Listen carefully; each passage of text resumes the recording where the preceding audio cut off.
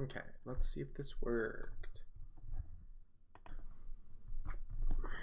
Okay, let's see if this worked. Perfect. So all of what I did last time was for no avail. Alright.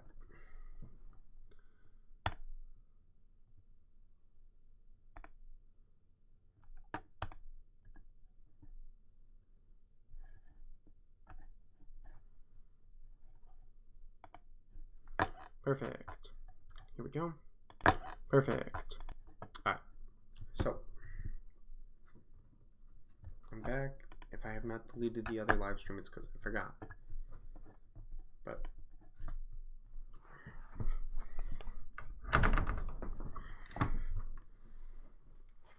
okay. So here's the plan.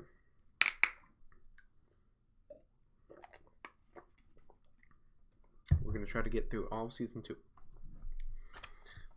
And if you have any questions or anything, leave them in chat, and I will get to them pretty quickly. Anything else? Wait. Oh my God. Can't even. My mouse.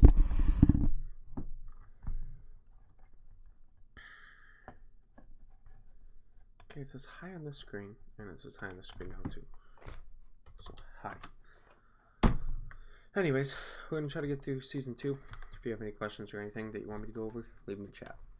Anyways, on from here. I'm going to go over and I'm going to summarize the end of season 1. So, Equinox is found to be the Grand Commander. And he lies in a hospital bed in a coma. As Biet and Forbidden run back into the room, they notice he's gone, that he vanished. And the last line was, he was gone. And then Eclipses, which is 3 periods. Season 2, Act 1, Scene 1. I needed a ride. Biet waited a few benches down. A magnet-run bus pulled up. It wasn't his nor my ride. He didn't notice me. I sat down next to him. Since I was in a coma, I took over 20 planets. I was now a recognized king. Some planets have made it clear that they want to side with me, but they don't have a large enough rebellion or army to go against Biet, who owns every other planet. I still loved my brother. Equinox, what do you want? He asked. 2 things. I started. I leaned back, looked at him, dead in the eyes. First, I would like to take a Mel, grass planet, from you. I know that if I back them, we will overtake you. Anyways, I finished. I offered this thinking the lower the bloodshot, the better. I don't need to waste casualties. However, I just started a shipping company that would allow high prices for war. Business would be booming if a war began. Fine. Have a Mel, he said. Good. Thanks. Secondly, he sighed. There are people after me. I need help going underground. Word is, you know some people.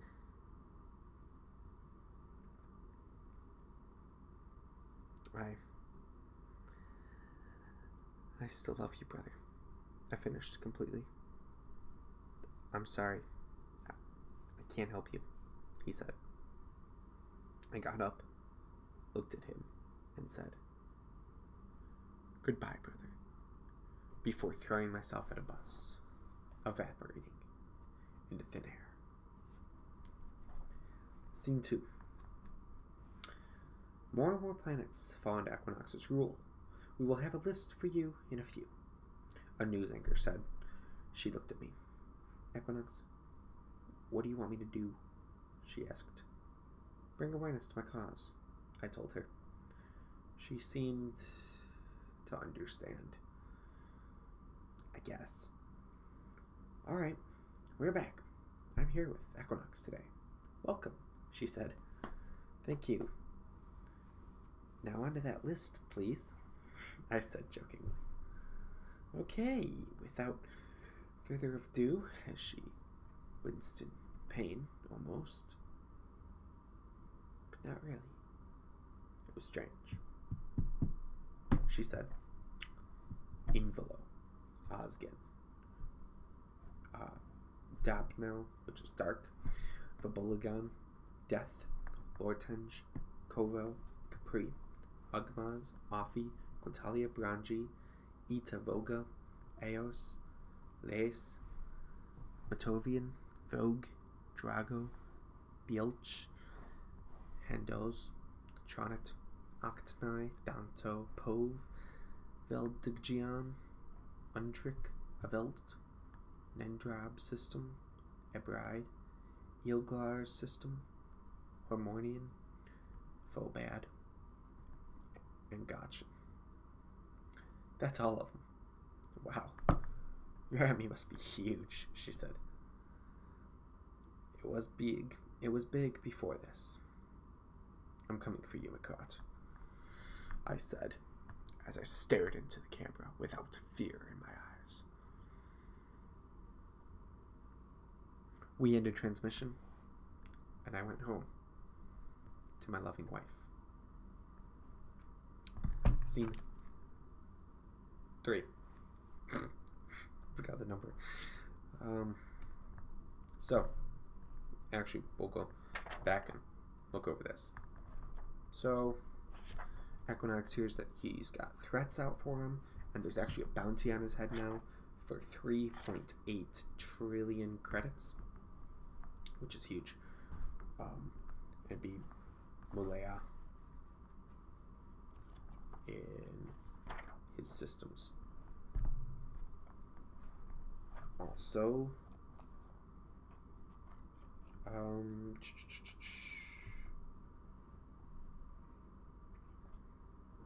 not a lot more happens.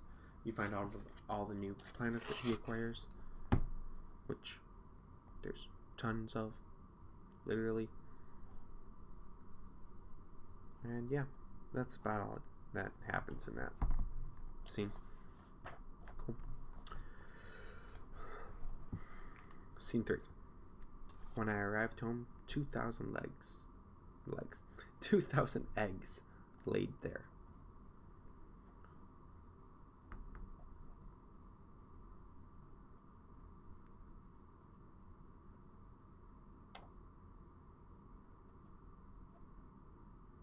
Okay. I'm trying to find what of this I want to read. Yeah, we'll just skip a sentence. But June looked at me. Honey, you're home. I bear kids for you, she said sweetly, and totally sarcastically, though. They'll start hatching in 30 minutes. I sat down, closed my eyes, and I think I drifted. Because when I awoke, something was biting my foot. A smaller version of me sat there, eating my appendage. Chewing, gnawing, better words. I looked across the room. More than 1,000 had hatched. Dang, honey. More than half of them hatched, I said. Out of the corner of my eye, I saw an Osgenian. His head misshapen. I brought a helmet over, placed it on his head.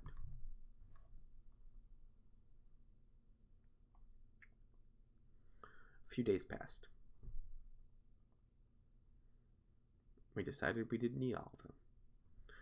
So we donated 13 of my babies to the war effort. They had my genes, meaning that they would be capable of much more. Then,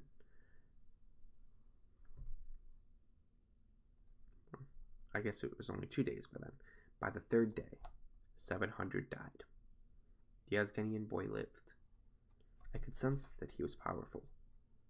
Like me, though? Maybe not. But he did have a destiny to fulfill. An Invalone boy curled up to me. He was blind. He had pink scales covering the holes where his eyes should have been. I name you Jack Jr., I said to the Asganian. And I name you Urith, short for Urith Rowe, I said to the Invalone. Chune sat down next to me. Hi, little ones, she said, as she drifted in and out of consciousness. The kids started crying. They needed to be warmed up. We turned down the heat lamps all over the house. 11 years passed. Being so smart, just like his father, Jack Jr. just graduated from Jajeki University at the top of his class. He has an MRP, which is about 3 times the work of a doctorate in warfare strategies and universal gene splicing. I was so proud. Earth wasn't doing so well. I never told either one about the family and their powers. I was asleep. I swear I was asleep. He stole my access code to my fighter and took off towards Death Planet, the prison world, home of the Deathwalker tribe. It was Urith. Urith Rowe stepped out of my fighter. Before him stood a large reptilian man covered in war paint. His name is Varnarian Rapturel. The most dangerous man stood in front of my son and didn't terrify him at all. What can I do for you? Varnarian asked, already knowing the answer. I'm tired of living. I want you to sacrifice me. My son, Urith Rowe, said. Varnarian looked at him and smiled. He then gestured for Urith to follow him. Sanut Reveline Nelgutcher Fielipa. Varnarian chanted. Urith's soul left his body.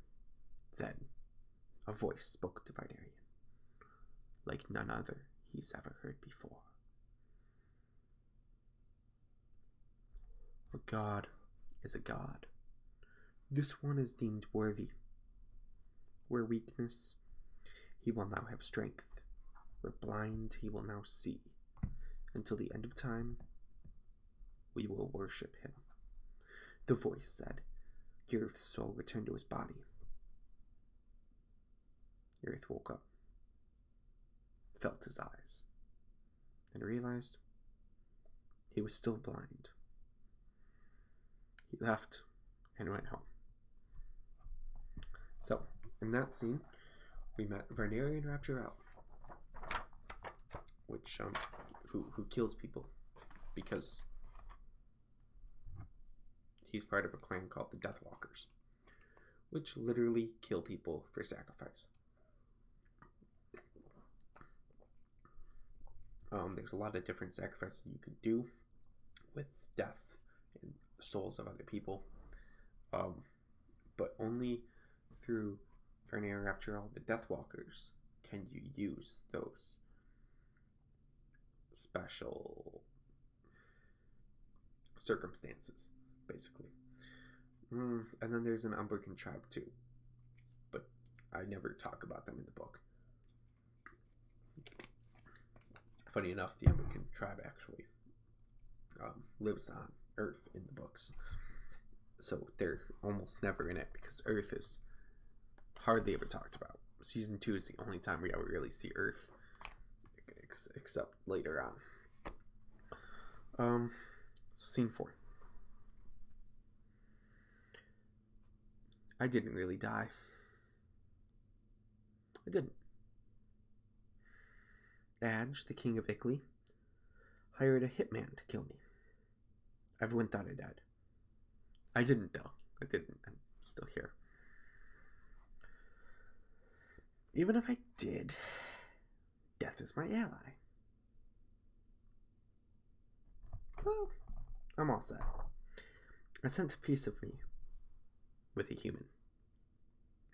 When he was born, he was created with some of my DNA. They call him Jack Atu. Jack's mission was to spread knowledge of Equinox. Me, this guy. I may have helped a longtime friend send part of herself down as well. Maybe. 8 years later, a man named Gareth found Jack Atu at school. On recess, he grabbed him and went into the woods.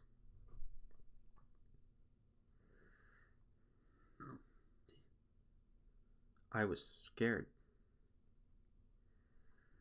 I was Jack. He set me down. Being a small second grader, I was petrified. He looked at me and handed me a book. This is the Book of the Heavens. The story of Equinox, he told me. Who are you? I asked the strange man. I am Gareth, he said. He sent me on my way.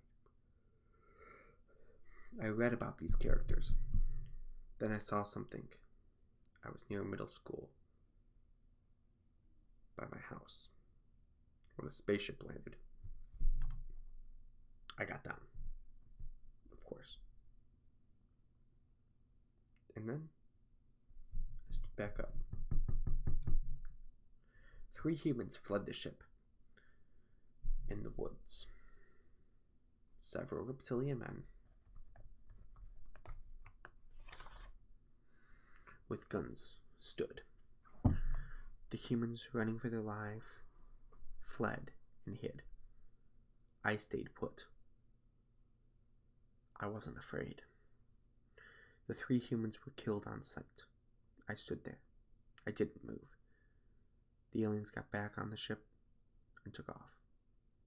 I stood there. Then I ran home. This book told the truth. The one Gareth gave me. I studied it. I think Equinox was behind that school attack. He must pay. I didn't know I was Equinox. Gareth never told me. Oh, hey. I'm reading a book that I'm writing. It's unfinished. Very rough cut. But yeah. If you missed my other videos, I have a playlist on my channel called Their Story of Equinox, as I misspelled it, of course, because, it's me. So I'm going to have to fix that today. I noticed that last night. So I will fix that. But there was a part of the book with an unbroken chant. I don't know how, but I could read it. I understood it. It was to call oneself to thy enemy's body and mind. When I read the first part, a dagger appeared. I sliced my hand, placed it over the book. The second part was written like this. Gonchi unpai vrusiant krab. I repeated 4 times, like it said. I opened my eyes. I was him. I was Equinox. Did he know? Get out, Jack. No one wants you.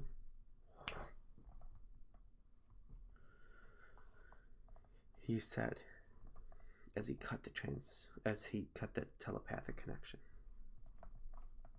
Act 2, Scene 1. So, actually, we'll go back. So when that Gareth hands Jack the book, Jack reads it and doesn't believe it at first until there's a shooting, basically, by aliens that kill people. So, yikes. And then he finally realizes that he thinks Equinox is evil, even though he doesn't know he's Equinox yet. He calls himself into Equinox's body and mind so he can see where he is. Learn about your enemy before you attack, kind of thing.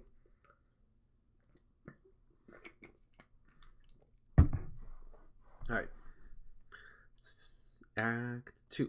Scene 1. I knew his schedule. I knew where he'd be and when. Next in the book was info and math and a how-to guide to fly a spaceship.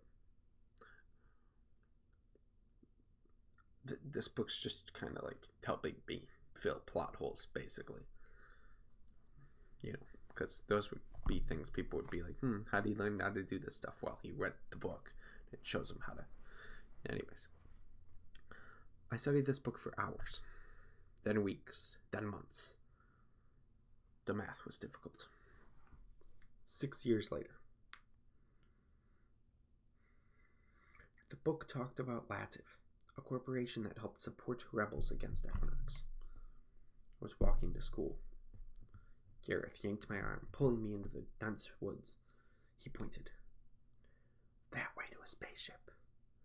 Get people to join your cause first, he said. Then he ran away. Quickly. He vanished. Scene 2 is Valerie. I looked into the mirror. My parents screaming at me through the bedroom door. About nothing. But I got angry. My skin turned green and my hair turned gray. I had gills on the side of my nose. Those weren't gills. They were ears. I watched myself calm down and turn back into my human form. The hell was that? As Jack has been telling me all along that aliens from the Tongan universe were real, and he was one. I now believe him. I did before, but this really set me over the edge. I looked back into the mirror. I looked the same as I did before. I still had long, dark hair, brown eyes, and a white V-neck t-shirt. However, my pants were torn around the knees and ankles. There were also giant holes in the floor, 6 of them in total. Those must have been from where my toenails sat. Since he loaned me this book, I had realized how evil Equinox truly was. The next day, Jack, Chris, Arrow, and I all sat at lunch together at Hart High School. Jack started talking. I know none of you would come with me, he started, but it never hurts to ask. Who'd be willing to come with me into space to stop a future alien invasion? He asked. I stood me, I said. Then his friend of 6 years stood up. Well, since Valerie did, he said, not to be outdone by me. Since Arrow was the only one left, he would definitely say yes. Arrow stood up. Yeah, I'm in, he said. Until that night, none of us fully believed him. No one would doubt him again. Scene 3. Jack's point of view. I walked my friends through the woods. Arrow, a small child, barely over 4.5 feet tall. And not even a 12-inch waistline, was afraid of everything. His blonde hair reflected off the light of the sun. Chris followed last, so he could protect if need be. He was strong like me. I trained at a local sparring club. I could drop a 200-pound professional wrestler with 2 to 5 hits under 3 seconds. I was fast. A spaceship sat in front of us. They looked at it in awe. We quickly boarded. After pre-checks, we were ready for launch. As we approached Again, we saw several satellites. Nothing like the ones on Earth, though. The planet's atmosphere contained so much smoke that parking our ship was going to be a hassle. Then it appeared out of the smoke. A flying base stood before us. We flew into it, and we had fake IDs made by Gareth, who used to work for Equinox. We took our blue pla bullets and loaded our standard Talongon A63s.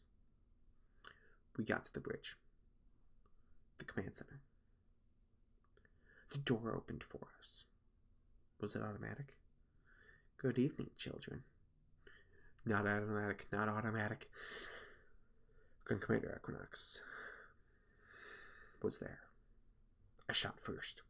He grabbed the bullet out of the air, looked at it, licked it, and then threw it to the floor. Gareth, he said curiously. Equinox pounced on me, knocking me to the floor swiftly. His teeth were in my face, and his tail was behind my head like a pillow. His captains on deck turned around and one said, "Damn." Chris came up and punched Equinox straight in the jaw. Equinox looked at him and simply used one finger to throw him across the room. Valerie and Arrow put down their weapons. A captain looked at me, picked up a gun across the bridge, and looked at Equinox. He mouthed, "Gareth sent me."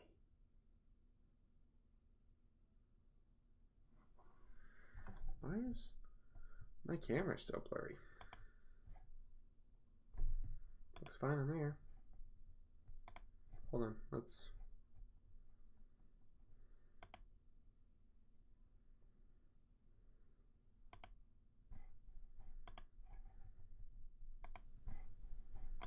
Why don't we try turning it off?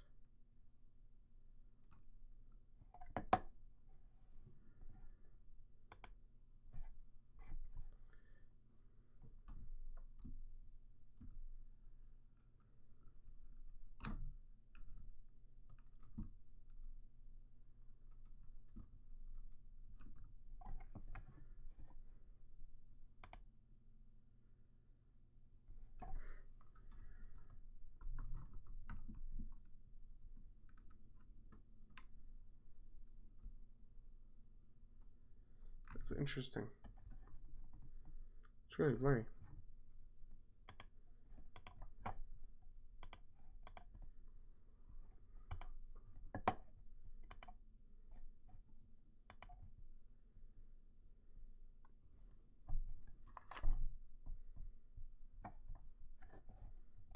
Is it blurry for everybody? No, it looks fine there. Must be my screen acting up. Oh. My quality went down. I'm silly. Sorry guys. False alarm.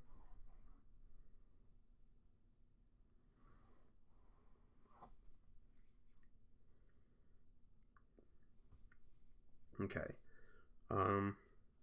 This'll hurt in the morning, the captain said. He said that to Equinox as he shot him. We had a chance to run back to our ship. We did. Well, they did.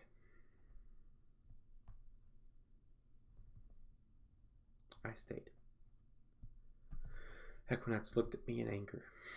I looked at him caringly. I felt like I knew him. Then, my body disappeared. I became him.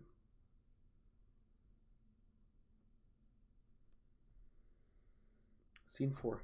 As Arrow. I didn't want to admit it, but I knew what came next. The Equinox was coming. He would kill us. All of humanity. Then, the unthinkable happened. Earth declared war on the Tongan universe. My brother Eric, after finding out the news, turned into a mindless monster. He was an 8-foot tall blue Wichicot. He started chasing me through our 2-story colonial. He clawed me as I trapped him successfully in the basement. His fist broke the door. I was scared. He looked at me as he unhinged his jaw. Then, a green reptilian man tossed my brother Eric across the room. Kravatov. Don't hurt our brother. Equinox, the green reptilian said. His tattoo on his right shoulder blade said this. And it's Equinox Yanditi Lativ, but in alien symbols. It goes down Equinox Yanditi Lativ. Where's Valerie? He asked. I don't know, I said. He then left through the front door. Kind of. It's where the front door was. I was scared. I picked up my mom's car in the street. Or he picked up my mom's car in the street and threw it into the orangish colored house across the street. Finally, he shot fire into the sky like a mage. He then ran to Valerie's house. I started turning yellow. I became a white alien. I'm confused. I thought you had to know the books. I don't know. I could feel the peacefulness flowing through my veins. I was Mikrat. And my brother was Kravatov. We both left for Valerie's house. We both knew Jack was probably Equinox. Scene 5. As Equinox. When Jack and I became one person, I realized how important his DNA was in creating my upgrade. I am now Glickliosin, I said when I finished. We all stood in Valerie's basement. She was already Chaya. If we want to stay here, we'll have to fight for our right, she said to us. We are the only confirmed family members in the United States, so it'll be just us, I said. Then a man walked in. It was my long-lost friend, the one who taught me my mage-like powers. Varnarian Rapturel. He brought all of our staffs with him, which is great. For Traya, he said, handing hers to her. For Mikrat, he said, throwing it underhand to him. And for Equinox, my friend, he said to me, as he handed me my staff. Mikrat looked around. Do I not get mine? Oh, totally forgot about yours. Here it is. Grabbed it, gave it to him. Varnarian didn't have a staff. Those mage-like powers, he's able to use without. And then we heard, "This is the police. We have you surrounded. Come out with your hands up," the police chief said. "We fight till the end," I said as I poked Arrow's chest, making a point. I looked around. Everyone looked ready for blood. 6 armed policemen fell as I pulled their brains from their heads. Then I brought death on another 4 of them. Varnarian slips death down their throats of the others. In the backyard, the Bacart used his staff to ignite and blow up squad cars. There were no people next to those cars, but we were unstoppable. Darkness arrived in my soul as I noticed Bacart use the cars to shoot at me.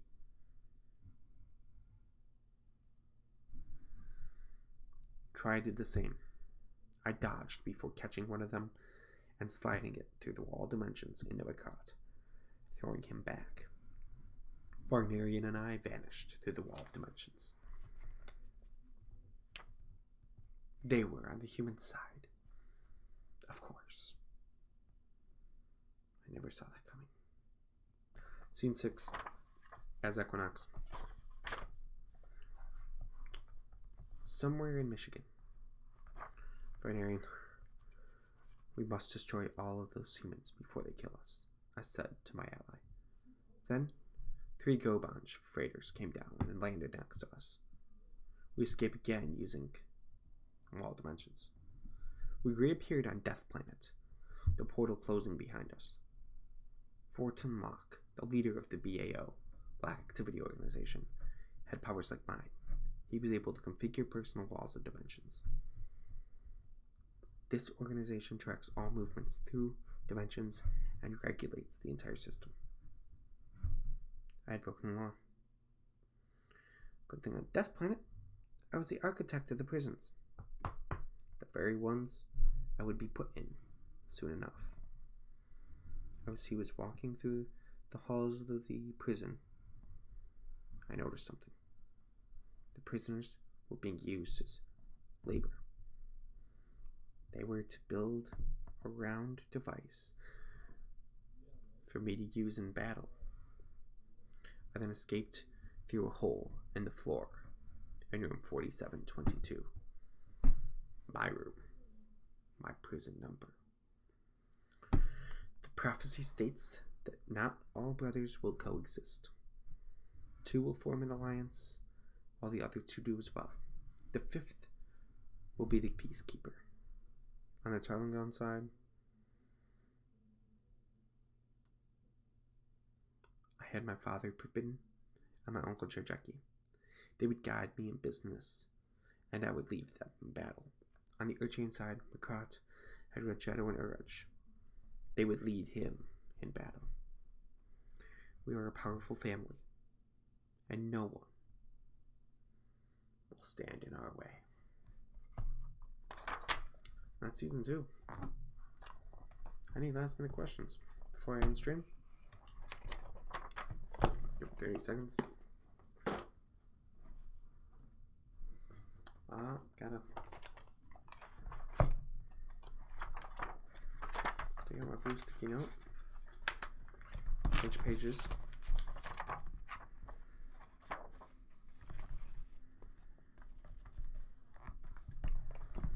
Cool.